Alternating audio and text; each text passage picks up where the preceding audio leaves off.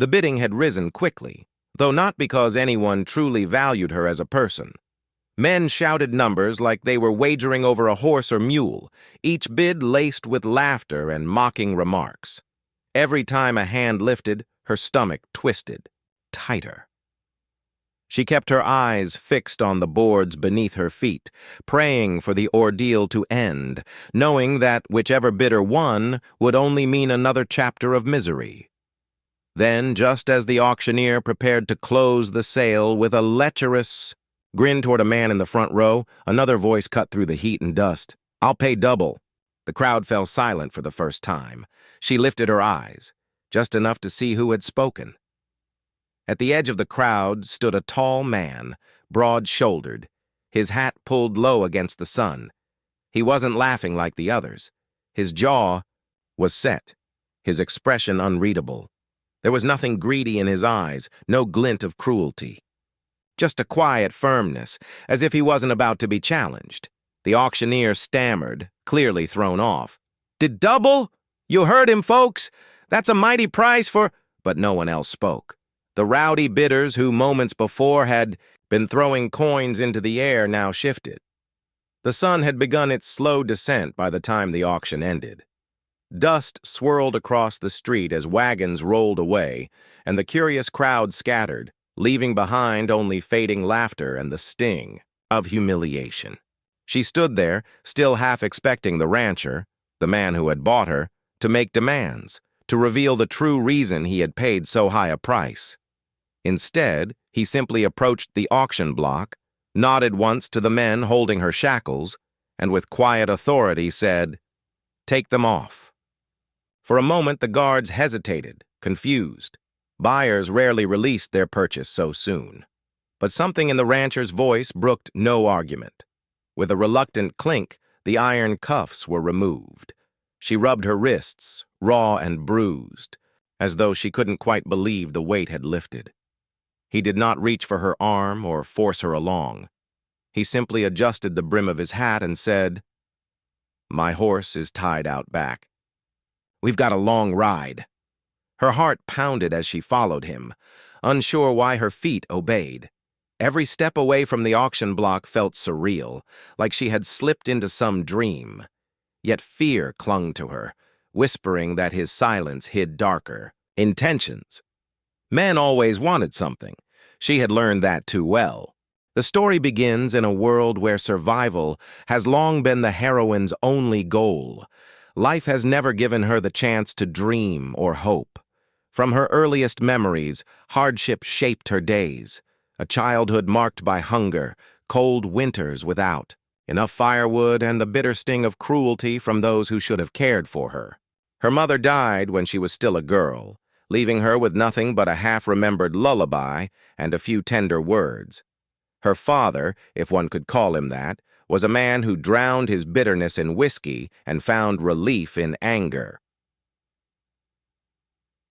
By the time she reached womanhood, she had already learned that her worth in the eyes of others was measured in how much work she could do or what they could take from her. She bore scars, some visible on her arms and shoulders, others carved deep, into her spirit where no one could see. The world taught her early on that kindness was a rarity, and trust was a dangerous luxury. When the story opens, she is standing at the edge of despair.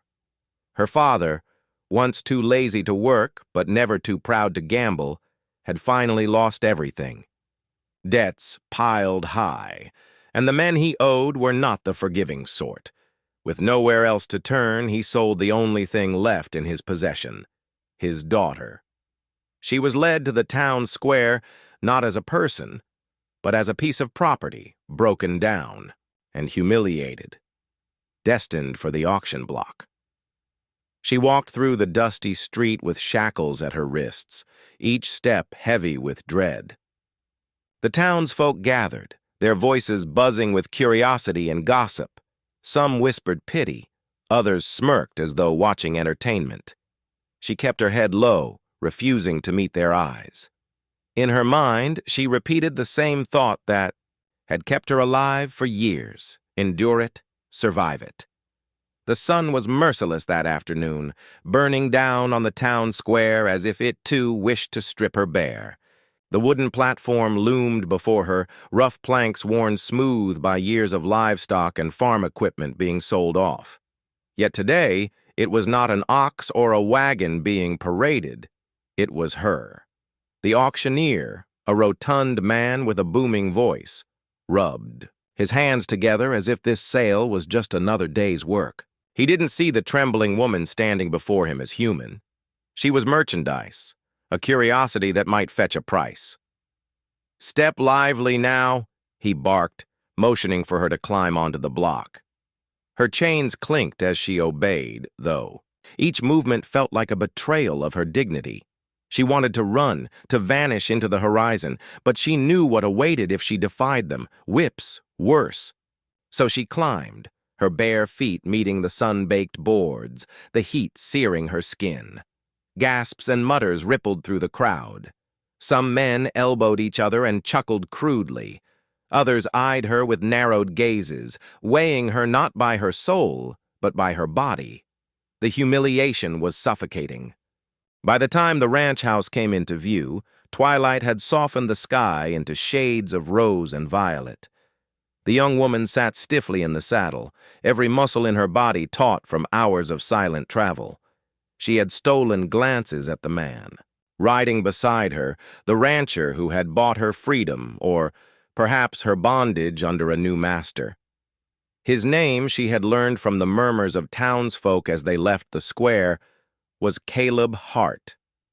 To her it sounded like a name carved into stone, strong, steady, unyielding. But she knew better than to trust names.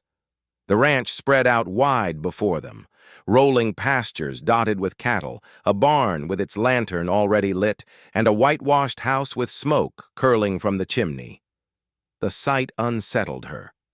It looked peaceful, almost welcoming, and that made her wary, because peace was something life had never allowed her to keep.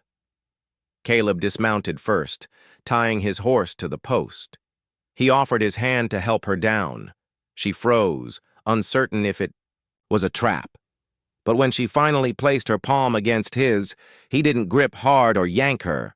He simply steadied her as her tired legs found the ground. That small gesture, gent. The days that followed settled into a rhythm so foreign to her that she often felt unmoored.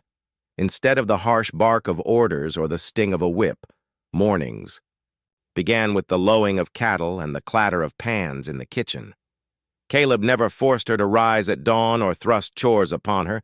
He simply let her watch, offering her the space to come to tasks when she felt ready.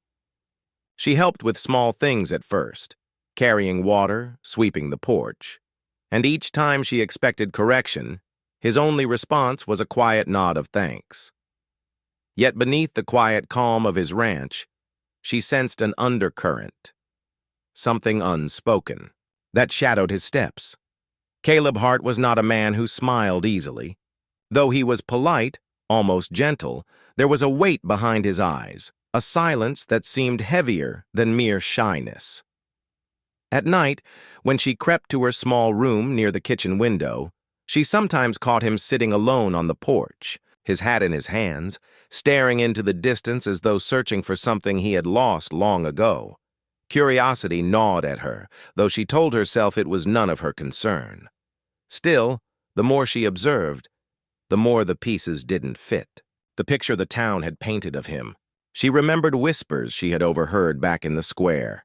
That's Caleb Hart, the recluse, the one who keeps to himself. Some say he don't talk to folks because of what happened years back. None of them had dared to say more. One evening, as the sky flamed orange and purple, she lingered near the barn door while he finished tending the horses. The air smelled of hay and leather, warm and comforting. Gathering her courage, she asked softly, "Why did you buy me?" The question hung heavy between them. Caleb paused, his broad back stiffening as though she had struck a nerve. For a moment, she regretted asking, but then he exhaled slowly and leaned against the stall door. Because I couldn't stand to watch them treat you like that, he said at last. His voice was quiet, rough around the edges, as though dragged from a place he rarely let anyone hear. No one deserves to be sold like a mule. His words struck her, not because of their simplicity, but because there was no ulterior motive tucked inside them. She wanted to believe him, but disbelief had been her shield for so long. "And what do you expect in return?" she pressed, her voice sharper than intended. Caleb turned, his gaze meeting hers. There was no anger, only a weariness that mirrored her own. "Nothing," he said simply. "You've had enough taken from you. I won't add to it." That night, lying on her cot, she turned his words over in her mind. Nothing. No demands, no bargains. Just a man who had spent hard-earned money to save her from the hands of crueler men. The thought was too strange to settle comfortably in her heart. As days stretched into weeks, small truths began to surface. She learned that the large picture frame on his mantel, its glass cracked but carefully polished, held the likeness of a woman and a child. His wife and son long gone. A sickness had swept through years ago, stealing them away within days of each other. The townsfolk had said Caleb had never been the same since, that his laughter had died with them, and his ranch had become less a home than a refuge where he buried himself in work. The knowledge changed something in her. His silence was no longer a puzzle, but a mirror. She too carried ghosts, of a mother's lullaby and a childhood stolen by cruelty. For the first time, she realized that perhaps the kindness he offered her came not from pity, but from understanding. He knew what it was to lose, to ache, to wake each morning and wonder why you still had to keep breathing. One late night, as rain drummed softly on the roof, she heard him rise from his chair and pace the floor. His footsteps carried the rhythm of a restless man. For a moment she considered closing her eyes and pretending not to notice, but something in her stirred. Maybe it was gratitude, maybe recognition. She whispered through the darkness, "I'm sorry." Caleb paused. "For what?" "For whatever it is that hurts you." Silence stretched, and life on the ranch had slowly begun to weave itself into a pattern she could almost call bearable, even comforting. Each day brought the sound of cattle lowing at dawn, the creak of barn doors, and the smell of fresh bread or coffee in the kitchen. The steady rhythm of Caleb's work was a balm she hadn't known she needed. But safety, she had learned, was fragile. It could vanish in a heartbeat. That truth came back to her one hot afternoon when dark clouds rolled across the horizon like a wall of ink. Caleb had been out in the north pasture checking fences while she fed the chickens by the coop. At first, she thought little of the storm. But the wind rose quickly, rattling the barn doors, and by the time Caleb came galloping back across the fields, the sky was roaring with thunder. "Storm's coming fast," he called, sliding from his saddle. His voice was sharp with urgency, though not directed at her. "We've got to get the herd in before the lightning scatters them. I'll need your help." Her heart seized. Help? No one had ever trusted her with anything that mattered. Her old life had taught her that she was weak, a burden, good only for being used or ignored. Fear clenched her chest, yet Caleb's gaze held no doubt, only expectation, as if he truly believed she could do this. The storm broke before they could reach the herd. Sheets of rain hammered the earth, turning the pasture to mud. The cattle, already skittish, began to scatter, their panicked cries carrying through the downpour. Caleb mounted again and shouted, "Drive them toward the barn! Wave your arms! Make noise if you have to! Keep them together!" For a moment she froze, rain streaming into her eyes, clothes clinging heavy to her skin. The ground shook with hooves as a steer bolted past, nearly knocking her down. Fear told her to run, to find shelter and hide. But another voice, quieter, yet stronger, whispered that running would mean proving herself useless. She clenched her fists, lifted her arms and shouted, not words, but a sound fierce enough to startle the nearest cattle back toward the herd. One by one, she found her footing. She waved, hollered, clapped, moving with a determination she didn't know For a short while after the storm, life settled into a new rhythm. She found herself rising earlier, helping Caleb with chores before he even asked. There was a strange sense of pride in the way he no longer watched her every move, but trusted she'd carry out a task. Some evenings they shared supper in silence, but the silence no longer felt empty. It felt companionable, even safe. But safety, she knew, never lasted. The first sign came one crisp morning when Caleb rode into town for supplies. She stayed behind to mend a torn shirt by the fire. A knock rattled the front door, sharp and impatient. Her hands stilled, dread tightening her chest. Visitors were rare out here. When she cracked the door, the sight that greeted her turned her blood to ice. It was a face from her past, one she had prayed never to see again. Her father's old creditor, the very man who had pressed her father into selling her at auction. His eyes, cold and greedy, scanned her with the same cruel appraisal she remembered from that awful day in the square. "Well, well," he drawled, tugging at his vest. "Thought I might find you here. Heard some fool rancher paid a heavy price for damaged goods." Her throat went dry.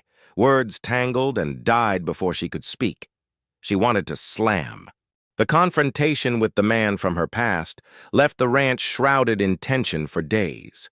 Caleb had driven him off with a quiet but unshakable resolve, making it clear that she was not property to be reclaimed. Yet the encounter cracked open every fear she had carefully buried. Each night, as she lay awake in the small bedroom Caleb had given her, the same questions circled her thoughts. What if he comes back? What if others try to claim me? What if staying here only brings trouble? To Caleb, it was easier to imagine leaving than to imagine deserving a place at his side. For most of her life, choices had been taken from her. But now, with the past clawing at her heels and a fragile hope stirring in her chest, she realized she faced a choice of her own: run before she was hurt again, or stay and risk believing she belonged. One evening, she sat on the porch steps as the sun sank low, painting the land gold. Caleb came out, dust still clinging to his shirt after a long day in the fields. He lowered himself onto the step beside her, leaving a respectful space between them. For a while, neither spoke. The silence stretched, not heavy but thoughtful. Finally, she found her voice. "I don't want to bring you trouble." His head turned, his steady eyes fixing on her. The choice had been made. She stayed. That decision, simple on the surface, changed everything. For the first time in her life, she had not been forced, coerced, or tricked into a path. She had chosen it freely. And in making that choice, she discovered that healing did not come in grand gestures, but in the steady rhythm of ordinary days. Morning light spilled through the curtains of her small room, no longer an unfamiliar space, but one she now called her own.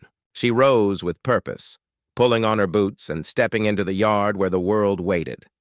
Caleb was often already there, his figure outlined against the pale dawn as he poured feed or checked the fences. He always greeted her with a nod, and the faintest curve of a smile, small but real. Each smile was a reminder that trust grew not in leaps, but in inches. Her work around the ranch became more than labor. It became a kind of medicine. She mended fences, gathered eggs, and even learned to rope calves under Caleb's patient guidance. With each task she mastered, the voice inside her, the one that had whispered she was useless, broken, unwanted, grew quieter. She was no longer the girl who had stood on an auction block, trembling with shame. She was a woman who could shape her own future. But healing was not without its stumbles. Some nights, shadows of memory still crept in. She would wake in a cold sweat, the sound of the auctioneer's hammer echoing in her dreams. On those nights, she would step outside, breathing, the cool air grounding herself in the smell of pine and earth. More than once, she found Caleb already there, sitting on the porch as if he sensed her unrest. He never pressed her for words. Sometimes he'd simply hand her a blanket or pour a cup of coffee, and they would sit together until the horizon blushed with morning. It was in those quiet hours that she realized their bond was not built on pity or obligation. Caleb had wounds of his own, the loss of his wife and child, the loneliness that had hollowed him out. But instead of letting grief harden him, he had allowed it to make him gentler. His kindness was not the naive generosity of a man who had never suffered. It was the compassion of someone who knew pain intimately and chose to ease it in others. The turning point came one late afternoon when the two of them stood by the corral, watching the herd graze against the backdrop of a crimson sky. She felt the weight of unspoken words pressing in her chest. For so long she had feared giving voice to what stirred inside her heart, fearful that love, like everything else in her life, would be taken or betrayed. But as she watched Caleb rest his arms on the fence, the quiet strength in his posture, she realized she was.